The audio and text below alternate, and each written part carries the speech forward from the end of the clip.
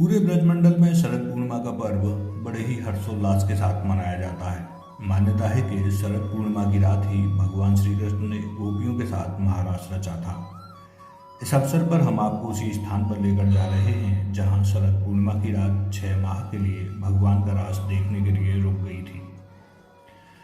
ब्रज के कण कण में आज भी श्री कृष्ण का स्वरूप व उनकी लीलाएं निराले रूप में देखने को मिलती हैं। जिस स्थान पर कान्हा ने महाराज की लीला रची है वह है गोवर्धन पर्वत के पास बसा पारसौली गांव।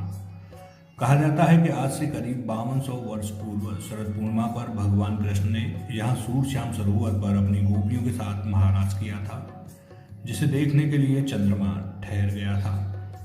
नमस्कार, मैं हूं खन्ना सैनी। हम इस समय मौजूद हैं गोवर्धन के गांव पारसौली महमदपुर में। बताया जाता है कि शरद पूर्णिमा के दिन भगवान श्री कृष्ण ने पारसौली गांव में महाराज किया था। ये वही जगह है, वही चौतरा है जहां भगवान श्री कृष्ण ने महाराज किया था। और उस रास में बताया जाता है कि वह राज 6 माह तक हुआ था। उस रास को देखने के लिए चंद्रमा भी 6 माह तक एक जगह स्थिर हुए थे। यहाँ यह भी बताया जाता है कि उस रास को देखने के लिए भगवान भोले की भी इच्छा जागी, लेकिन उस समय महिलाओं के लिए ही केवल यहाँ रास देखने के लिए अलाउ था, पुरुषों के लिए मना किया हुआ था। तब जाके भगवान भोले ने महिला का रूप धारण किया और उस रास को देखा। शास्त्रों में ऐसा वर्णन मिलता है कि जब भगवान श्री कृष्ण गोपियों के साथ रास रच रहे थे तो चंद्रमा उसे देखते इतना मगन हो गया कि अपनी गति को ही स्थिर कर दिया और 6 माह तक भोर ही नहीं हुई। इस महारास में सभी गोपियां चाहती थीं कि कृष्ण उनके साथ नृत्य करें। जब कृष्ण को इस बात का पता चला तो उन्होंने सभी के साथ नृत्य की हामी भर दी और एक ही रात पर प्रत्येक गोपी के साथ महारास करते हुए नजर आए। ये स्थान मथुरा से करीब 30 किलोमीटर की दूरी पर स्थित गोवर्धन धाम से 2 किलोमीटर सौंख गांव की ओर चलते हुए रास्ते में सूरश्याम चंद्र सरोवर बताया जाता है। ऐसा भी उल्लेख मिलता है कि पुरुष होने की वजह से गोपियों ने भगवान शिव को महारास देखने के लिए अंदर नहीं आने दिया। इस पर वे इसे देखने के लिए गोपी का रूप धर कर आए थे।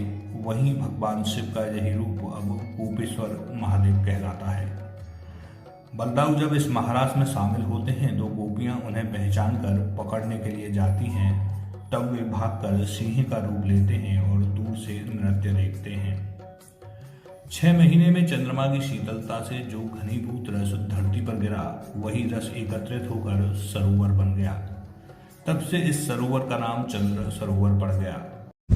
आप मेरे साथ देख रहे हैं ये कुंड नहीं, एक सरोवर है। इस सरोवर को चंद्र सरोवर के नाम से जाना जाता है। बताया जाता है कि सरोवर पे तब भगवान श्री कृष्ण ने शरद पूर्णिमा के दिन रास किया था, तो उस समय सारी गोपिकाएं उस रास को देखने के लिए एकत्रित हुई और उनकी रोशनी और चंद्रमा की रोशनी को देखकर वो धूमिल पड़ गए। उस धूमिल के कारण चंद्रमा ने, बताया जाता है कि चंद्रमा ने इस सरोवर में स्नान किए थे, तो स्नान को देखकर रोशनी बढ़ गई। तो वही जब से इसका नाम, सरोवर का नाम चंद्र सरोवर रखा गया।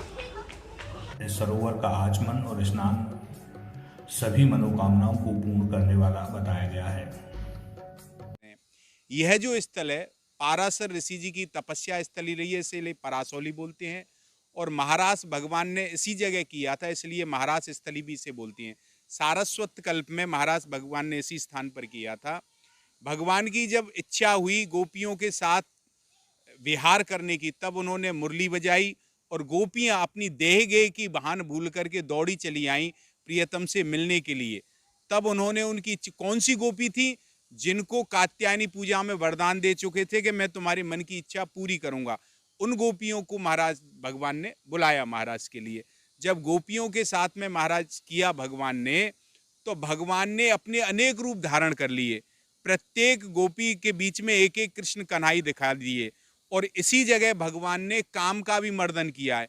काम से कहा था तुमने योगियों को समाधि में विचलित किया है, मैं ये ब्रजमामांग के साथ विहार करूंगा, मुझे विचलित करके दिखाओ तो मैं तुम्हें मानूं। तो काम को भी परास्त भगवान ने किया। जब रास हो रहा था तो तारात्रि, भगवान अपनी तारात्रि, भागवत जी में कहा तारात्रि का मतलब अनेकों रात्रि एक मिली, तो 6 महीने की रात्रि हो गई।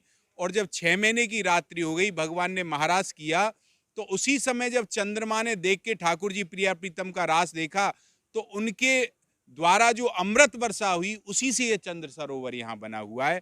और आज वही शरद पूर्णिमा है, महाराज की पूर्णिमा है। और यहाँ आने पर जो भाव से महाराज का चिंतन करता है, महाराज की लीला का श्रवण करता है, उसको भगवान अपनी पराभक्ति प्रदान करते हैं और महाराज का नाम लेने से ही भक्ति में चित्त हो जाता है। यह व्यक्ति की लीला नहीं है, जीवात्मा और परमात्मा की लीला है।